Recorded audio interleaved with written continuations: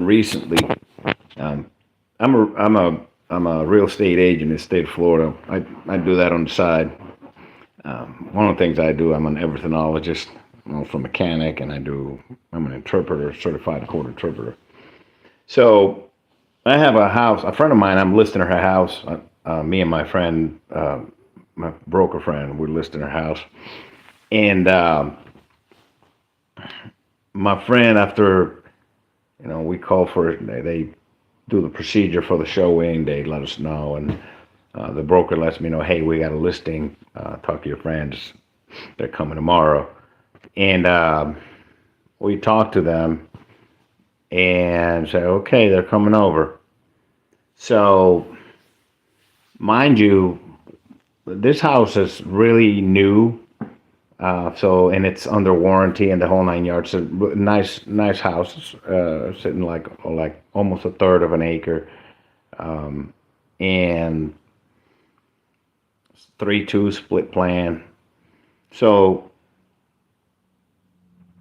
they had a problem with the AC, and what only thing happened was the thermostat, the little switch on the thermostat. So they couldn't get the repair person in time. So they say, hey, maybe they want to postpone. And I told them, don't postpone. I mean, if you want me to, I'll tell them postpone. But that's a bad idea because right now the inventory is really high. It went really high. Well, like 50% up in Florida, many places. So more properties available means have more competition. So you don't want to lose the opportunity to show that. Just disclose it. But if you want me to, anyways. So I talked to the agent. Say, hey, this is an issue that's going on. It's coming on. The repair person is coming, and they they're coming to just they can't come until Monday. So the buyer's agent's like, don't worry about it. You don't have to. So there are cameras all over the property. You can see the cameras from the outside. They're ubiquitous. They're everywhere. Plus, you can see. If you see everything, it's all in there. There's pictures on the showing, on the listing. You have there are pictures of the cameras, and there's also they're visible. You can't miss the cameras. So as soon as this, my friends, um, when they're done showing, my friend calls me and say, "Hey, I got to tell you something." It's like, what happened? Well, as soon as this lady, it was a couple with kids, I think, and as soon as the agent came in, the buyer's agent, the realtor came in, um, they they start freaking out. They got the keys in their hand. They start freaking out about ants. There's a Mind you, this is a rural area, so there's going to be bugs around. There's woods around. I'm sure there's deer and all kinds of stuff. So I say, yeah, my friend's like, yeah, that lady started. Oh my God, there are ants on look, there's ants. Oh. Like, I mean, she made it sound like there was a pack of wolves inside of the house, you know. And I'm thinking, what? Why would she do such a thing? But then right away I picked up from me. I've got years since I was very young, a kid. I've been in sales. I grew up in the mountains, and we sold fruit and all kinds of stuff from the from the farm at the store. So, and then all of a sudden, um, I picked it up, and it's like, here's what they do. Here's what some agents do. and some salespeople do. It's an old tactic. Oh, by the way, when she was coming out, the agent was coming out. She noticed this. They have a small dog, and sometimes get anxious and starts rubbing at the uh, corner on the trim on the door, the front door, and there's got wear, and you can tell. But that's easy. We're going to replace that before we sell the house. So one of the tactics that salespeople do is to, when they're comparing, um, when like if a salesperson comes into your house, and let's say a vacuum cleaner salesperson comes into your house, and they'll tell you, bring me your vacuum cleaner, and they'll pick apart every little thing, and they'll talk trash for 10 minutes about whatever your vacuum cleaner is. So by the time they're done describing your vacuum cleaner, you just want to throw it away if you're not smart, right? You can say, oh my God, all that stuff is wrong with my vacuum cleaner. It's trash, blah, blah. It could be a great vacuum cleaner, but they'll pick it apart. Then let me show you my vacuum cleaner. And their vacuum cleaner, they'll make you believe that it can cure cancer. It's called a blowout. The same thing, the same tactic is used when you're going to trade in your car. You bring your car in. Sometimes people go and spend a couple $100 detailing the car so it looks good for the trade-in value and blah, blah, blah. Don't do any of that. First of all, don't trade your car in. If it's paid off, don't trade it in. Sell it outright. Because when you go in there, the used car manager is trained in picking apart your car. And by the time they're done, as far as they're concerned, and they'll make you believe that your car needs a new engine, it needs a new transmission, it needs tires, it needs a paint job, and it's more money in reconditioning than the car is worth. And those are lies. You know that because you've kept and maintained your car fine, but according to them, your car is not worth shit. So, now I don't know if you've been keeping up, but Keller Williams and Remax and other brokers got sued and lost, and the realtor associations got sued in this, so they had to pay like almost $1 billion in fines for their dirty tactics. So the structure of real estate commissions, especially for buyer's agents, is about to change. So let me bring it back to this buyer's agent. So she used that technique to steer their buyer away from my friend's house. There are many reasons, but the main reasons out there, a lot of real estate agents, especially buyer's agents, they'll try not to show houses, or they'll do a blowout procedure, what I just explained to you, talk trash and pick apart. And in this instance, as soon as she came in the house, she started freaking out, a fake freak out about ants on the floor. You got ants everywhere. It's planet Earth. It's full of life. Okay? So, and especially when it rains, there's a lot of rain, ants come in. Their burrows get flooded. So, she right away gave herself up what she was trying to do. She was trying to steer the clients away from my friend's house and trying to find a higher commission house. That's what they do. They want to make more money per house. But that is stupid. That is really stupid. Why? Number one, if you do that and people see that and they have your name already and they have you on camera doing that type of stuff, talking trash about somebody else's property, talking trash without any foundation, about picking stupid stuff up, it's obvious you're trying to steer them away. And if it happens to be that that house, it's got a little bit less commission than other houses, it's obvious that you're just trying to steer your clients away to a higher paying uh, commission property. But here's the deal: if you're a buyer, you have an agent, and you see them act in this manner, behave, do a show, do some type of ridiculous tactic like that, you have to ask yourself, is this person really looking out for me? Okay? Mind you, you went and sought approval, because buyer's agents are not going to bring you to a house. They're not going to show you a property if you're not approved. Or if you're going to buy cash, they're not going to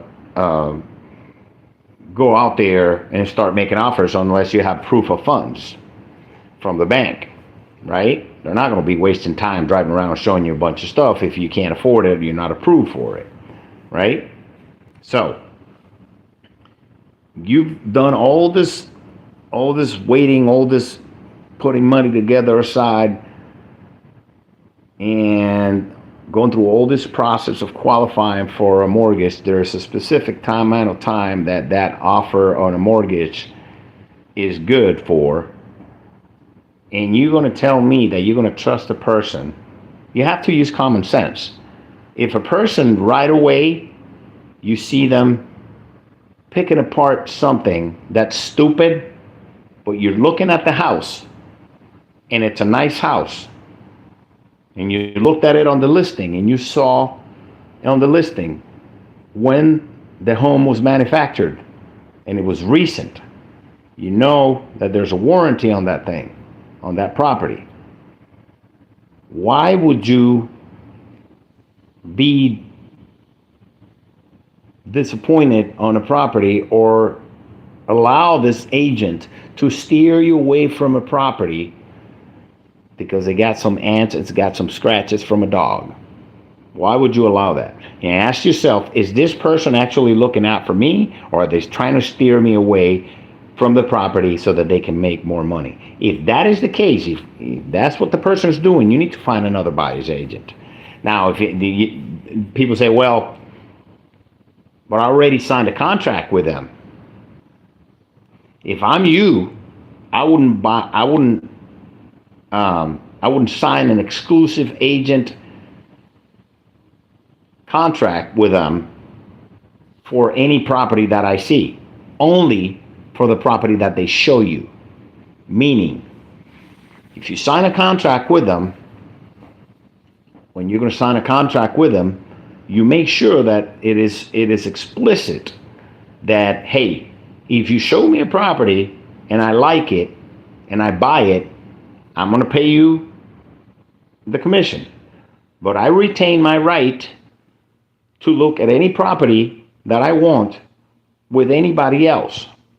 Meaning, if I see a property out there and I want to go use another agent, or I just want to go straight with a seller's agent, I don't have to use you. Okay? So don't lock yourself into a contract where you have to use this guy, or anything that you buy, you have to pay them. Don't lock yourself in a contract like that. Don't do that. So this agency, this is the problem that with dirty tactics from agents. And I always tell, because when I've been in sales management, I always tell my salespeople, if you have to lie, or if you have to use tricks to sell, dishonest, slimy shit, you stink as a salesperson. I'll tell them to their face. I don't need you. If I catch you lying to the clients, to the customers, I'm going to fire you. Number one is just common sense. Common sense. You're representing a company. You're representing a company that's trying to serve the community and sell them a service or an item or a combination of both.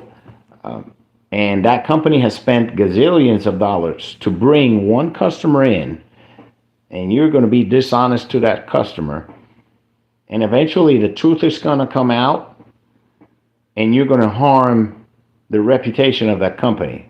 And it's going to cost a lot of money to bring customers back in. And nowadays, especially nowadays, when you have customer ratings all over in the advent of instant social media feedback and instant online presence from people where they can rate you instantly. So why? I mean, and then it goes back to your ethics, who you are as a person. If you're having, if not having, because nobody has to do that unless you got a gun to your face or something like that, or a proverbial one. But all the things being equal, there is no need to do that. And if you just, I always tell people, greed is expensive. People say, wait a minute, if greed brings, makes people want more and more and more. Yeah, that's the definition. But that doesn't mean that you're going to make more money because you're greedy. And I tell people, if you're trying to make a killing, there's a good possibility that eventually, if you're trying to make a killing with each transaction, you'll make a killing one time, but you'll kill your repeat business. Because you'll kill it one time. And once people find out you're ripping them off, they're going somewhere else. Right? So you're going to be losing customers. When I went to college, I got a bachelor's in marketing and business administration. And one of the studies we read says that 26 people for each bad experience that a customer has, there are 26 people that find out. That is a lot more than somebody who has a good experience. So negative impressions travel faster and more instantly. I don't want that. First of all, I don't want to do it, even if there were no repercussions. It's just for me. I hold myself to a higher standard. I don't want that because I ask myself, it's called empathy. How would you like your daughter, your sister, your mom, your wife, the people you love, your son, to be ripped off? Are you okay with that? Because some people, trust me, believe me, some people don't care. They're sociopathic.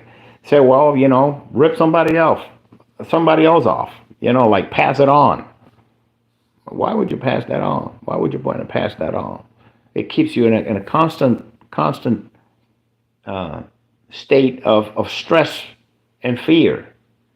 Caveat emptor should not be the modus operandi, meaning buyer beware, because you're in constant state of fear, and unfortunately, that's the way it is in a lot of businesses.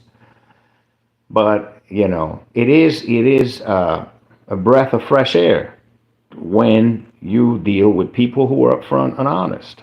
And they'll come back to you every time because you're going to tell them the truth. I tell people the truth, and they don't like me for it sometimes. And because people, believe it or not, some people like being lied to. I've been a mechanic for almost 30 years, and I've told more people than I can count to get rid of the car, get rid of that piece of junk. It's gonna, but it's got 250,000 miles. The engine's knocking. You need an engine. The car's worth $300 at the junkyard. Why I want to put an engine? Spend 5 G's, 7 G's, and the car's worth, even if it was running, it's worth 2, 3. And then what's next? But you take it to a shop down the street, they don't give a shit. It's 7 G's. We'll do the work. No problem. They have no problem telling you that, and they know full well it's a piece of junk. They don't care. They don't care. Is that okay to do that to people? I had people get mad at me that recently, a lady, she's got this thing with 260,000 miles and she's got the brakes are locking up. She uses the car a few weeks out of the year and then goes back up north. It's just snowbird. And I told her it's just they're gonna take thousands of dollars for this thing, and it's worth $1,500. And she's like, "Well, I'm leaving in 2 weeks." And like, so you're gonna spend thousands of dollars for this thing? It's not worth thousands of dollars to park it. So, and she got mad at me, and her son took it somewhere, and they spent a shitload of money. I don't think she even drove it. She went back up north. Some people just that's what they do. And but I don't feel right not telling them. I should have say, hey, if she would have said, I still want to, which she didn't, but if she said, I still want to put the money in, I should have just, okay, go ahead, fix it. But then you warn them, you tell them the truth. So back to the agent. Back to the agent. Now I know who this agent is. And guess who's not going to send her? Because if I'm a listing agent, I'm not going to waste time with somebody who talks trash about my properties. I'm not going to send her any agents, any homes for inspection to try to sell for the people. Because a lot of times, this people, what happens sometimes is, so now people go on realtor.com, and like everybody can go, and then you go and see, because you're looking for a home. You're not waiting around for your agent only. Yeah, she'll send you a bunch of stuff out there, but there's some stuff that, you like, you want to do your own search, and then you do your own search, and here's what happens. Hey, honey, I like this house. Okay, well, send it to the agent. And the agent, since you sent them the property and you told them that you want to look at it, they're not going to say no. But this type of agent is slimy, and if that home happens to be a lower commission than average, you've got mail. The agent is going to say, "Okay, I'll show it to you," but in the back of their head, it's like, I'm going to steer them away because I don't want to sell that property that's got a lower commission for me. See, that's a problem. Then they're going to start talking trash, and that's a telltale sign that you need another agent. You need to find another agent and somebody else. If they do that to you, you need to, first of all, not listen to them and tell them, say, hey, we're going to make our own decision. If you're going to pick it apart, because you're going to make less commission, maybe we go with another agent, or maybe we just won't call you for whenever we find a home. Or you just can just not listen to them, to the agent, which sucks, because they're supposed to be the ones that they're experts that you're listening. They're not supposed to be just line balls like that and play dirty tricks. Don't listen to them. Sometimes when they do that, it's obvious, glaring, that they're just trying to steer you away because they're making less money. Then, either don't listen to them or get another agent, or go through another agent if your contract allows you. Okay. So, but always be careful what type of contract you get into, because they have some exclusive contracts that no matter who shows you the house, you still pay your agent, your buyer's agent, depending on what type of contract you're signing, which I think is bullshit, But anyways, yeah. So dirty tricks, and use your common sense. Again, common sense. If they're getting all wound up about some bullshit, you know what's going on, So, don't fall for dirty tricks. Okay, and good luck out there. It's the prices starting to come down. I think it's a good time, and with the newest report that came out on jobs and stuff, I think the Fed might be lowering rates a little bit. It's coming. I think it is. So it might be a good time. That there's a little correction in the market going on, at least in Florida, in Central Florida. And stay the fuck away from condos. please. For right now, until this thing gets sorted out, that's another video.